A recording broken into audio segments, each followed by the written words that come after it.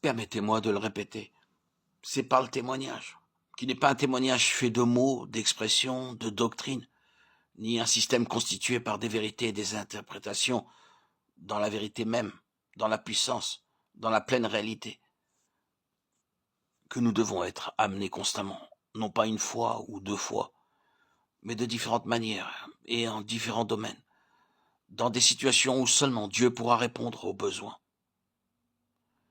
Il est le Dieu de résurrection, qui seul peut ressusciter les morts. C'est cela le témoignage.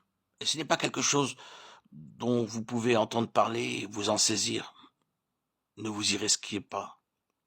Si vous voulez être dans le cours du ministère de l'esprit de vie, vous devez affronter le fait que vous allez être plongé dans des situations où personne ne pourra vous aider. Rien ne pourra répondre aux besoins, mais seulement Dieu lui-même.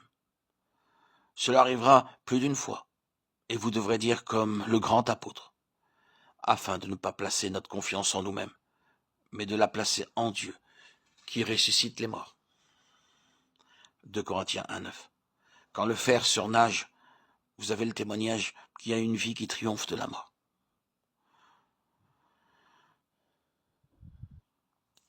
La succession dans le domaine spirituel est une question de vie.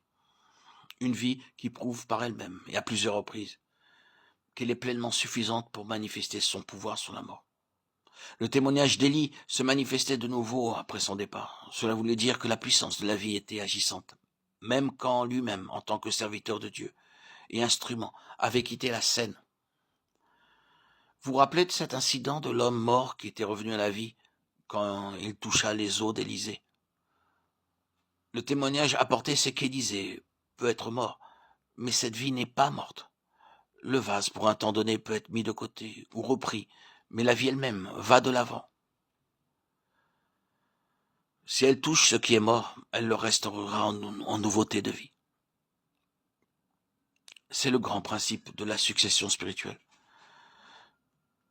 Le principe de Dieu, c'est la vie. C'est ce que je veux souligner.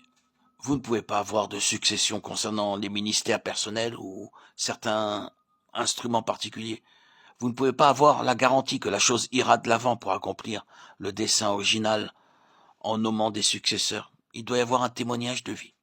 Et il vaudrait mieux que les choses cessent quand la vie qui était à l'origine n'est plus là. Nous ne devrions pas essayer de préserver une chose qui n'aurait plus en elle-même cette vie de Dieu. La terre aujourd'hui est encombrée par des organisations, des œuvres qui avaient commencé dans la vie, mais qui l'ont perdue par la suite, et qui maintenant se maintiennent à grands frais, sans accomplir pour autant le dessein vital. La succession est une affaire de vie. Souvenons-nous de cela. Or, si nous avons du mal à retenir le reste, souvenons-nous au moins de cela. Nous ne devons pas obtenir quelque chose avec un nom. Nous ne voulons pas perpétuer des choses, des lieux, des ministères, ni même un enseignement. Non, pas du tout. Si la chose doit continuer quand nous en serons allés, cela pourra seulement se faire si la vie de Dieu est dans cette chose pour la porter, et témoigner encore qu'elle procède de Dieu, et non pas de nous-mêmes. Nous pouvons faire ceci ou cela, mais seul ce qui est de Dieu progressera. Cela ne dépend pas des circonstances ou des personnes, mais repose sur le Seigneur lui-même. Le principe divin de la succession, c'est la vie du Saint-Esprit.